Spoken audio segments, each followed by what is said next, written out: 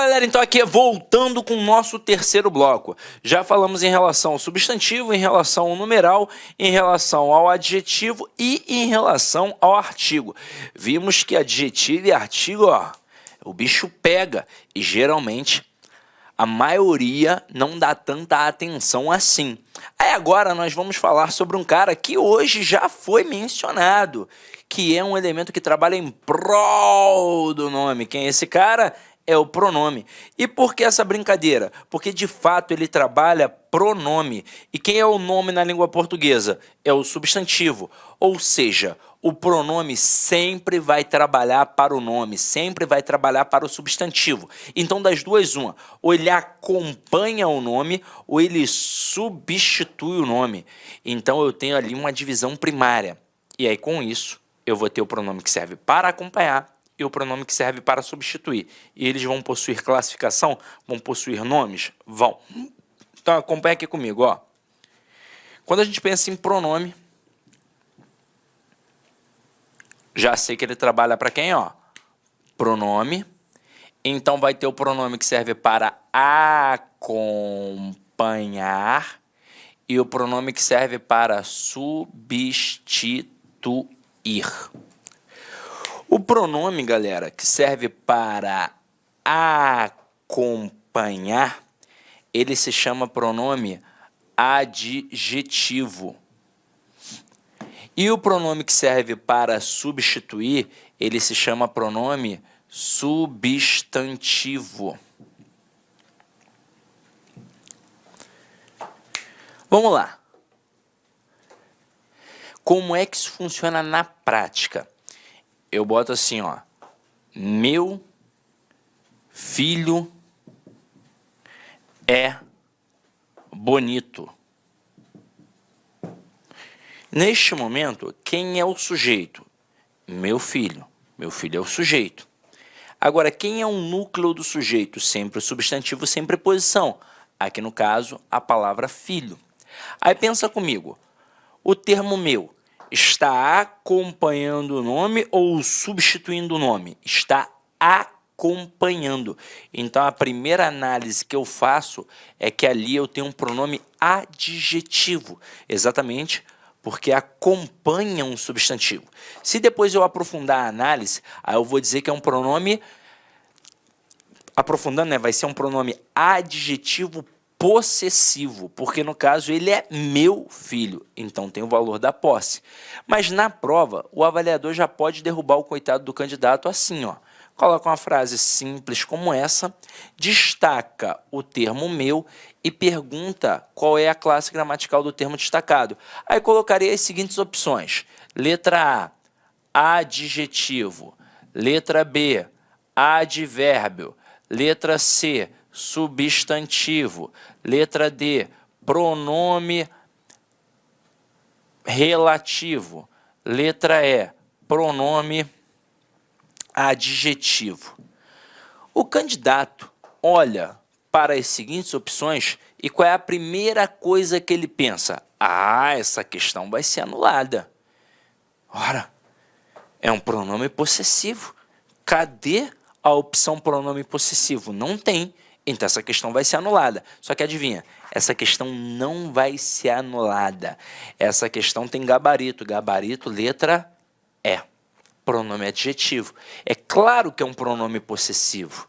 Indica posse, mas além de ser um pronome possessivo, é um pronome adjetivo, porque acompanha o substantivo. Agora aqui, o que o avaliador poderia fazer também? Ele poderia, nessa opção E, tirar ali pronome adjetivo e colocar pronome possessivo. Seria o nosso gabarito? Seria, sem problema nenhum. Ele poderia até fazer uma resposta bem completa, colocando assim, ó, pronome adjetivo possessivo.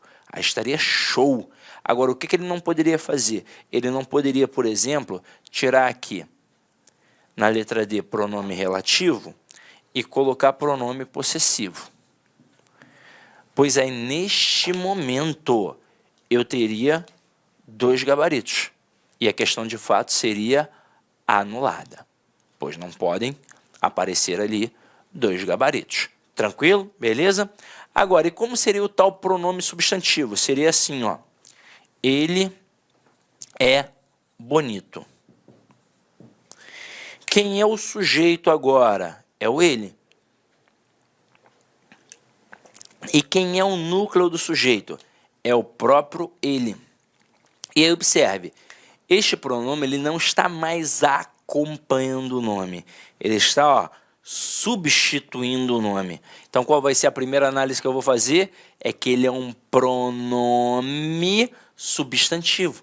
Exatamente porque ele substitui um nome, ele substitui um substantivo, ele está na função de um substantivo. E se eu aprofundar, eu vou dizer que ele é um pronome substantivo pessoal do caso reto. Agora, olha que coisa interessante. Nós aprendemos a vida inteira que o substantivo sempre é o núcleo do sujeito, mas não é só o substantivo, é o substantivo ou qualquer termo que esteja na função de substantivo. Foi o que aconteceu aqui. É pronome, mas está substituindo o nome, está na posição de um nome, na posição de um substantivo. Por isso, pronome substantivo. E assim conseguiu ser núcleo do sujeito. Até aí, tudo bem? Agora, vou lançar um desafio para você que de repente está vendo este assunto pela primeira vez. Olha só o que eu vou colocar aqui, ó. Olha a seguinte sentença, a seguinte estrutura. Aí tem um que fala assim, se você é doido, você acabou de apagar o negócio, não deu tempo de copiar, não. Gente, pausa, pá. Aqui é muito bom. Lá na aula presencial não dá, não. Tem que correr hoje em dia com o celular, pá, pá. Aqui não, aqui é mole. Agora aqui, ó, coloca assim, eu vi ela. Esta frase, para o padrão culto da língua, ela está certa ou errada? Ela está errada? E por que eu fiz questão de frisar para o padrão culto da língua? Porque no dia a dia eu posso utilizar, não tem problema. Linguagem informal. Dizer eu vi ela na linguagem informal é a mesma coisa que dizer cheguei em casa. O verbo chegar, por exemplo, ele é um verbo extremamente traiçoeiro, porque no dia a dia a gente utiliza com a preposição em. Então ficamos tão habituados a utilizá-lo com a preposição em que a gente pensa que é o certo. Então eu acho que o certo é dizer cheguei em casa, cheguei no colégio, cheguei no trabalho. E não é, porque o verbo chegar, para o padrão culto da língua, para os dicionários de regência verbal como um todo, ele pede a preposição a. Então o certo é cheguei à casa, cheguei ao trabalho, cheguei ao colégio. Então dizer cheguei em casa é a mesma coisa que dizer eu vi ela, é informal. Agora, para o padrão culto da língua, ambas as construções equivocadas, ambas erradas. Agora eu pergunto, por que eu vi ela está errada? Aí tem gente que diz que é cacofonia, que vê ela é uma ruazinha pequenininha. Tem gente que me responde assim, porque eu a vi. Mas eu não perguntei o certo. Eu perguntei por que eu vi ela estar errado. E eu vi ela estar errado porque houve uma quebra da estrutura sintática em que eu tenho sujeito, verbo e objeto. Hoje mesmo eu mencionei, na hora em que estávamos falando mais especificamente sobre o artigo, eu precisei salientar uma informação em relação ao pronome. Que o pronome pessoal, que foi, diga-se de passagem, o primeiro pronome que você aprendeu na vida, e como eu consigo afirmar que foi o primeiro pronome que você aprendeu na vida? Porque ele era o pronome que marcava as pessoas no discurso. Com quem fala, com quem se fala e de quem se fala. Então, ele era o cara que marcava isso. Então, num primeiro momento, eu tive que dividir em pronome pessoal do caso reto e pronome pessoal oblíquo. Aí, como eu já disse, pronome pessoal do caso reto sempre na função de sujeito, pronome pessoal oblíquo sempre na função de objeto. Então, aqui, quando eu olho, eu vi ela, o eu está na função de quê? De sujeito. Então, tudo ok. Mas e o ela? Está na função de objeto. Aqui eu até te adianto, ó, o verbo ver é um verbo transitivo direto. Quem vê, vê alguma coisa. E o ela aqui está na posição de objeto direto. E não pode. Aí tem aluno que fala assim para mim, mas Sidney, peraí. Quando eu digo dei flores a ela, quem dá alguma coisa a alguém. Então, ó, o verbo é transitivo direto e indireto. Flores é objeto direto. E o a ela é um objeto indireto. Então, como é que o ela está na posição de um objeto indireto se eu não posso ter um pronome pessoal do caso reto na posição de um objeto? É porque ali ele não é um pronome pessoal do caso reto. Quando eu tenho um pronome pessoal oblíquo, eu tenho um pronome pessoal oblíquo átono e eu tenho um pronome pessoal oblíquo tônico. Os termos ela, ele, nós, vós, quando preposicionados, no caso, dei flores a ela, eles se transformam em pronomes pessoais oblíquos tônicos. Tanto que os únicos pronomes que somente podem assumir a função de sujeito sempre, até porque somente são os únicos que sempre serão pronomes pessoais do caso reto, são os pronomes eu e tu. Tanto que vem daí a premissa que eu não posso dizer que esta conversa é entre eu e tu, já que tem ali a preposição. E como é núcleo de sujeito, eu e tu, eles jamais podem ser preposicionados numa situação como esta. Aí vem a forma correta e eu digo que esta conversa é entre mim e ti.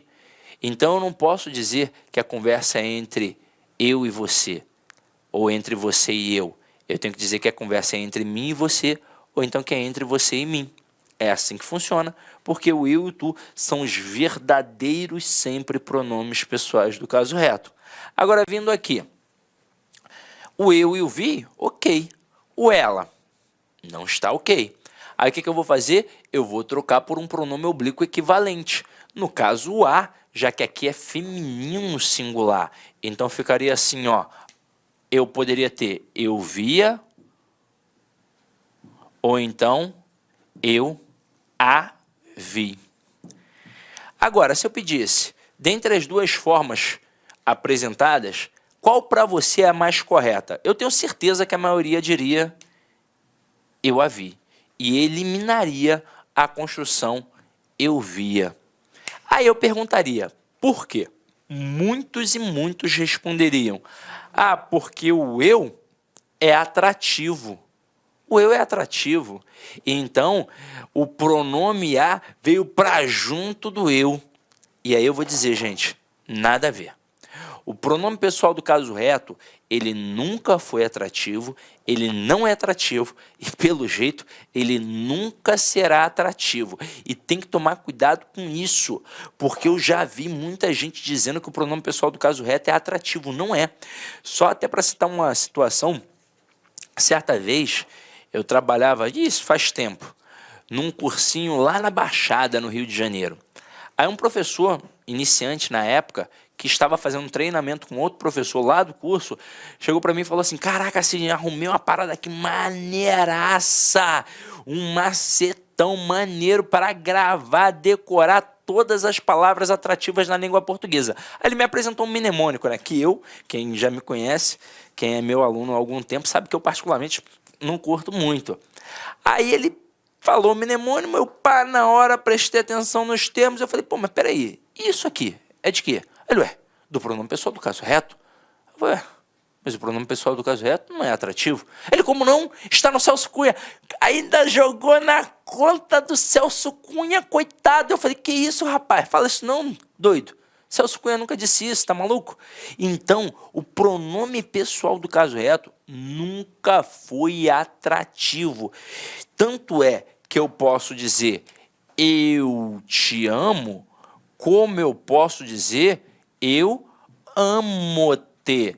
Não tem problema nenhum. O processo de colocação pronominal neste tipo de situação é facultativo. Tanto faz colocar o pronome antes do verbo, como a seguinte construção, eu te amo, formando uma próclise, ou colocar o pronome depois do verbo, como esta daqui, ó, eu amo-te, formando uma ênclise. Não há problema. Agora, por que aqui então a opção escolhida por todo mundo foi eu a vi? Não é porque ele é atrativo. Na verdade, foi por conta de uma confusão prosódica. Pois quando eu digo eu vi ela, qual é a minha intenção como autor? Por mais que seja num contexto cotidiano? É dizer que eu já vi, pronto e acabou. Então, passado completamente realizado. Agora, quando eu digo eu via, parece ou não parece que eu estou dando um prolongamento na ação? Parece que eu estou utilizando um pretérito imperfeito, que eu tinha o hábito de ver. E aí, para evitar isso, eu coloco eu a vi, porque aí pronto, eu vi, pronto e acabou. Então tem a mesma ideia de passado completamente realizado. E só por isso que eu opto pela opção eu a vi. Só que muito provavelmente foi esse tipo de construção que fez muita gente pensar que o eu é atrativo. E não é. Prova viva é que eu posso dizer eu te amo, eu posso dizer eu amo-te, ainda vou mostrar mais uma. Vamos eliminar o eu. Eu poderia dizer amo-te. Qual seria a única opção errada? É a única que a gente usa todo dia. Seria te amo. Essa daqui, para o padrão culto da língua, errada, pois eu não posso iniciar uma frase com pronome pessoal oblíquo átono. É fácil explicar isso. Por quê? Porque ele é átono, então ele não tem tonicidade. Ele precisa se apoiar na tonicidade de uma palavra. Então, como é que eu vou começar uma frase com ele se ele não tem quem se apoiar? Então, ó, formas corretas. Eu te amo, eu amo-te e te amo. Errado. Tranquilo? Agora, no dia a dia, né, meu filho? Claro que você vai falar, né? E vai falar quantas vezes for possível. Vai dizer assim, ó, já te disse hoje. Aí a mulher vai falar, não, o que, meu amor? Ela sabe. Aí você, te amo. É a mesma coisa ao contrário, tá? O homem também gosta de escutar, o homem tem sentimentos, o homem é carente. Então fale, mulher, para nós. A gente gosta de ouvir, tá? Nós somos os verdadeiros sensíveis, os frágeis. Pode ver que, né, o homem é tudo bobo. Qualquer coisinha já emociona. Então vamos lá, ó. Eu sou um bobão, uma manteiga derretida. Nossa, eu vejo meu filho falando, papai, te amo, eu já fico logo todo bobo. Vamos lá aqui, ó. Continuando aqui a pegada, qual é a próxima estrutura, galera? É o verbo. E aí é um ranger de dentes, é muito aluno que se desespera e não tem porquê. Mas vamos lá. Quando a gente fala em verbo, qual é a primeira coisa que vem à tua mente? Ação. De fato, o verbo denota ação. Só que o verbo ele não expressa apenas ação. Ele também é responsável para mostrar as relações de estado, qualidade, atributo, característica. E ele ainda assim é capaz de me mostrar os fenômenos da natureza. Então o verbo faz isso. Ele indica ação, estado e fenômeno. Mas, para ser um verbo, não basta indicar ação, estado e fenômeno. Tem que ser de acordo com a perspectiva temporal. Ou seja, tem que indicar passado, presente e futuro. Pois se não tiver isso, pode ser qualquer outra coisa, menos verbo. Então, por exemplo, eu poderia dizer que a plantação de algodão ocorrerá daqui a 3 semanas. A palavra plantação é indicação, pois é o ato de plantar. Então, ali é um verbo? Não, ali é um substantivo abstrato. Estado. Eu posso dizer que os alunos do LAC Concursos são extremamente estudiosos. Estudiosos é um estado, mas é verbo? Não. Na frase é um adjetivo. Eu posso dizer que a chuva caiu torrencialmente no estado do Rio de Janeiro. A palavra chuva indica um fenômeno da natureza, mas por um acaso é verbo aí? Não, é um substantivo. Então, para ser verbo, além de indicar ação, estado e fenômeno, tem que ter uma perspectiva temporal, ou seja, tem que mostrar um passado, um presente e um futuro. Agora, o verbo é muito importante por isso? Não, na verdade o verbo é muito importante porque é responsável por um processo. Que processo é esse? O processo do sistema SVC. E o que é isso, Sidney? É o principal sistema linguístico na língua portuguesa, em que eu tenho sujeito, verbo e complemento. E por que ele é o cara? Porque ele simplesmente me mostra quem é ele próprio, me mostra quem é o sujeito e me mostra quem é o complemento. No final das contas, o verbo me dá simplesmente todos os termos da oração. Quem é sujeito, quem é predicado, quem é objeto direto, adjunto adverbial e por aí vai. Então ele é sinistro mesmo. Só que nesse momento, nós não vamos falar sobre o verbo em seu aspecto sintático. A gente vai deixar isso para a aula de transitividade e, na sequência, obviamente, todas as formas de análise sintática, com a regência, com a crase, com a concordância e por aí vai. Agora, eu estou interessado no seu aspecto morfológico e, principalmente, nas desinências verbais. E quando eu falo em desinência verbal, eu tenho a desinência modo temporal e a desinência número pessoal. E é por isso que o verbo é a classe mais variável de todas, porque ela varia em número, pessoa, modo e tempo. Número e pessoa, vocês vão ver, é tranquilão, tranquilão. Agora, modo e tempo, aí o bicho pega. Mas vamos lá, vamos construir esse conhecimento com calma. Primeiro começando pelo número, galera. A gente já sabe porque a gente já viu isso no artigo. Quando eu falo em número, eu quero saber apenas se é singular ou plural. Agora, e quando eu falo em pessoa? São as famosas pessoas no discurso. Quando eu tenho um ato de fala, um ato de comunicação, obrigatoriamente tem que ter duas coisas. Quem fala e com quem se fala. Mas num ato de fala pleno, eu posso ter quem fala, com quem se fala e de quem se fala. Então, eu tenho três possíveis pessoas no discurso. Só que eu posso ter três pessoas no singular, mas também posso ter três pessoas no plural. Só que isso é fácil, a gente domina. Olha só, eu tenho aqui, ó, três no singular, três no plural. Quem é a primeira pessoa do singular? Eu. Quem é a segunda? Tu. Quem é a terceira? Ele ou ela.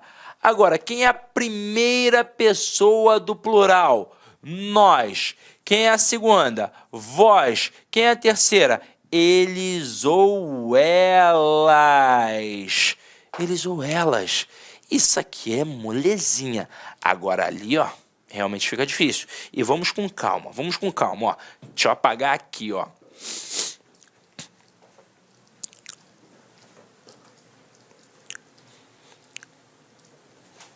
Deixa eu até jogar para a tela em branco.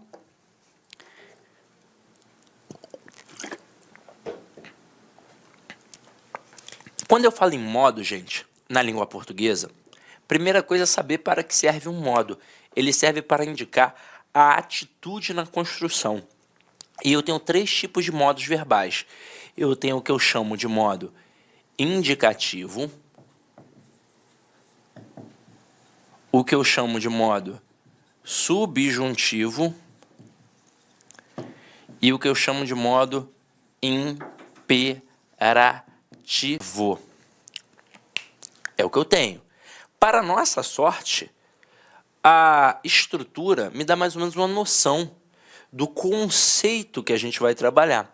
Então, o modo indicativo, ele serve para indicar um fato, aquilo que é certo, aquilo que é real.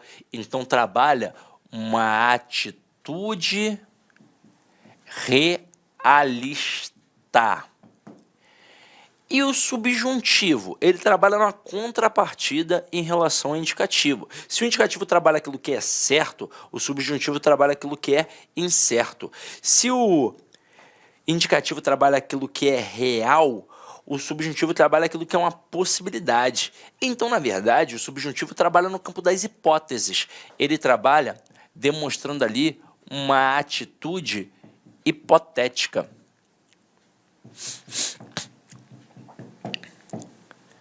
E o imperativo? Vem da palavra imperador.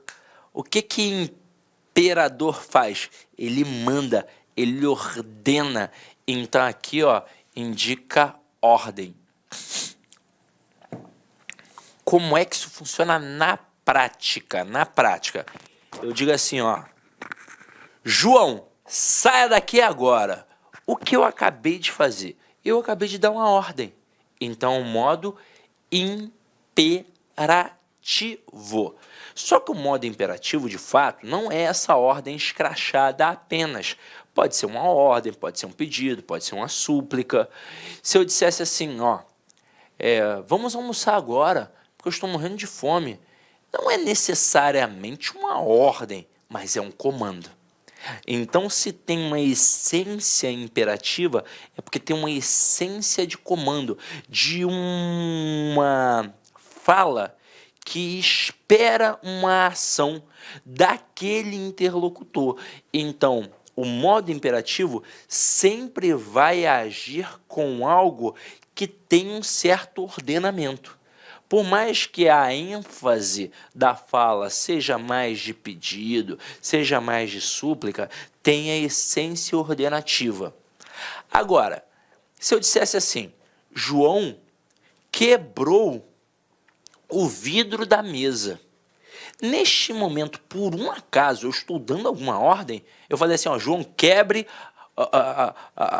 o vidro da mesa. Eu não falei isso. Se eu tivesse falado, João, quebre o vidro da mesa, aí seria um modo imperativo. Mas eu estou dizendo que o João quebrou o vidro da mesa. Então, neste momento, isto não é uma ordem.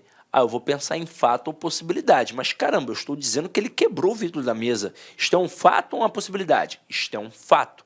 Então, o modo indicativo. Agora, e se eu dissesse assim, João talvez soubesse as respostas do simulado. Ele sabe? Não, talvez soubesse. Então, é uma possibilidade. Portanto, modo subjuntivo. Até aí, tudo bem? Agora, o que é mais difícil? O mais difícil é o tempo verbal. Quando a gente Olá, meus amigos, minhas amigas. Sou o professor Lac. Inicialmente, eu quero pedir licença aos seus estudos, mas essa videoaula do YouTube é uma videoaula demonstrativa. É uma videoaula demonstrativa.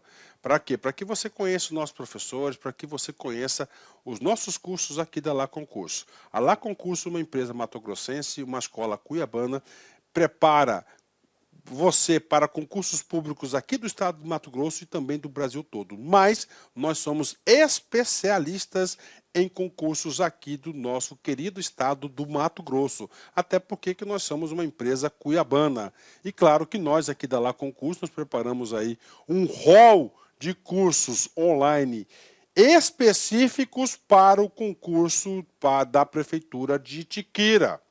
Específico, você vai encontrar somente aqui na Lá Concurso. E papo reto, garanto para você, se você estudar, né, com bastante dedicação, com determinação, cumprir todas as nossas orientações pedagógicas, garanto para você que você ficará muito competitivo para o concurso de Itiquira. Então vem comigo, edital publicado, nossos cursos a partir de 10 parcelas de R$ 25,00, acesso imediato, porque as nossas videoaulas, grande parte delas já estão gravadas, já estão disponíveis na área do aluno. A banca é a Universidade Federal de Goiás. As inscrições vão do dia 6/9 até o dia 5/10 e a data da prova no dia 23/10 de 2022. Professor, rapidamente, quais são os nossos cursos? Preste atenção, tá? Preste atenção, aqui ainda faltou técnico em enfermagem, tá? Temos aqui nível superior, conhecimentos comuns 10 de 25, analista administrativo 10 de 35, analista jurídico 10 de 35, auditor de controle interno 10 de 35, contador 10 de 35, enfermeiro 10 de 35, faltou aqui, tá, o técnico de enfermagem também que é 10 de 35, professor conhecimentos comuns, área pedagógica, nível médio e técnico de informática, 10 de R$30 aqui. Então, esses são os nossos cursos online. Cara, gostou? Quer continuar assistindo essa videoaula? Vem fazer o nosso curso completo aqui da Lá Concurso por apenas esse investimento. Cara, não tem como ficar de fora. Vem estudar conosco aqui na Lá Concurso.